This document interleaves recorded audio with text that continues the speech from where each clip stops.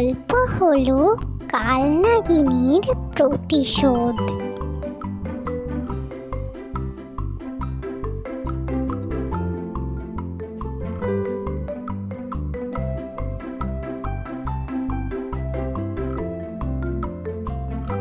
সকাল তো হয়ে গেল, যাই আমি আমার কাজে বেরোই। টুনিমা, তুই একদম দুষ্টুমি করবি না, আমি তাড়াতাড়ি ফিরে আসব। জঙ্গলে বাস করত অনেক পাখি। তারা সবাই মিলে একসঙ্গে কাজকর্ম করেই তাদের সংসার চালাতো এবং তাদের মধ্যে ছিল খুব মিল। মা তো কাজে চলে গেল, আমি চাই বাইরে থেকে একটু ঘুরে আসি।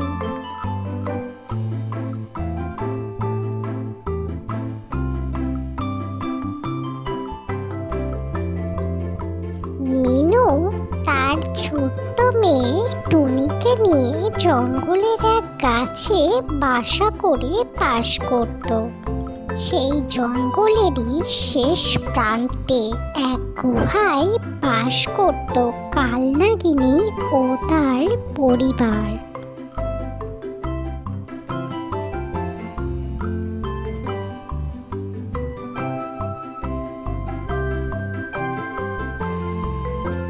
টুনিমা, কোথায় তুই? দেখ, আমি কাজ থেকে ফিরে এসেছি।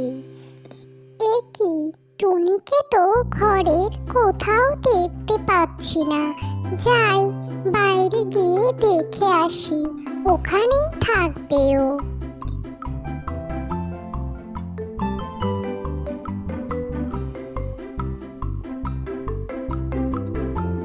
কি গো মিনু, এত তাড়াতাড়ি কোথায় যাচ্ছ তুমি? এই টুনি বেরিয়েছে, তাই ওকে খুঁজতে যাচ্ছিলাম কালু ভাই। ও, টুনিরা তো সবাই মিলে ওই দিকে খেলছে, যাও ওখানেই পাবে তুমি।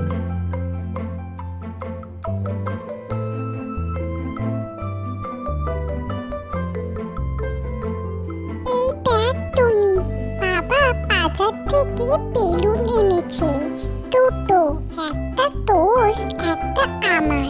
আমরা এটা নিয়ে আজ খেলবো, খুব মজা হবে।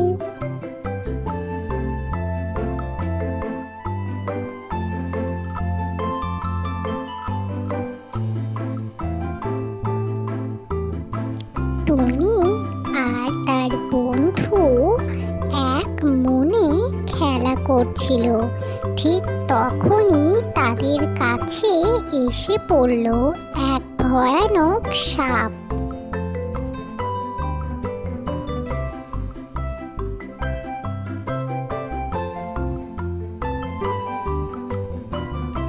এই কি, সাপটা তো টুনিদের দিকে এগোচ্ছে।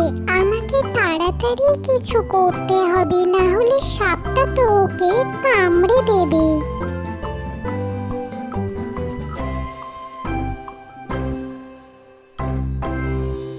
মিনু টুনিকে বাঁচানোর জন্য সাপটা দেখে লাঠির ঘায়ে সাপটিকে মেরে ফেলল এবং টুনিকে নিয়ে তার ঘরে ফিরে এলো।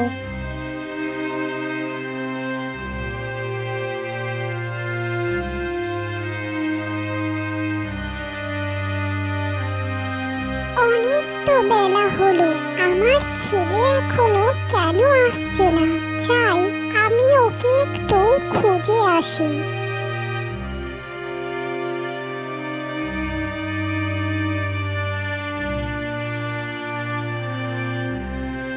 এ কি, আমার ছেলের এরকম অবস্থা কি করলো? মারতে মারতে তার তো শরীর থেকে জীবনটাই বের করে দিল। যে এরকম করেছে তাকে আমি কখনোই ছাড়বো না, তাকেও এইভাবেই মারবো। আমার ছেলেটা আমাকে ছেড়ে চলে গেল। শোনো তোমরা, তোমার বন্ধুকে কেউ মেরে ফেলেছে। তোমাদের এটাই কাজ, খুঁজে বার করা যে আমার ছেলেকে কে মেরেছে। তোমরা তাড়াতাড়ি নিজের কাজে যাও। হ্যাঁ রানীমা, আপনি যা বলবেন তাই হবে। আমরা যে কোনো মতে ওর খুনিকে খুঁজে বার করবই। সব সাপ বেরিয়ে পড়ল রানীমার ছেলেকে কে মেরেছে তার সন্ধানে, এবং এদিক ওদিক ঘোরাফেরা করে একটা সাপের সঙ্গে দেখা হলো।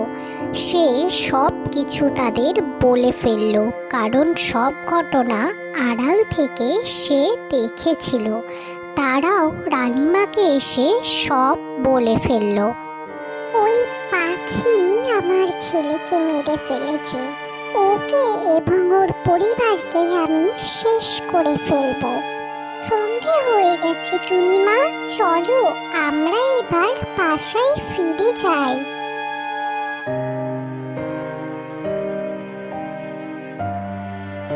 এ কি এত বড় সাপ!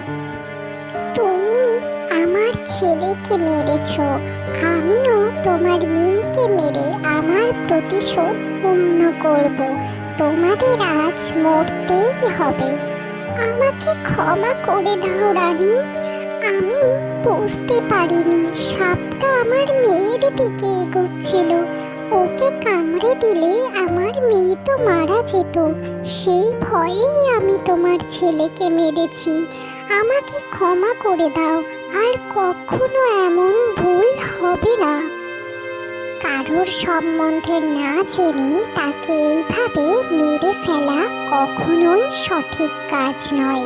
তুমি যা করেছ শুধু তোমার মেয়েকে বাঁচার জন্য, তার জন্যই আমি তোমাকে আজ ছেড়ে দিলাম। ভবিষ্যতে এরকম ভুল হলে আমি তোমাকে মেরে ফেলবো। মিনি নিজের ভুল বুঝতে পারলো। সে কালনাগিনীকে কথা দিল এরকম ভুল সে করবে না কোনোদিন। নাগিনী মিনিকে ক্ষমা করে তার ঘরে ফিরে গেল।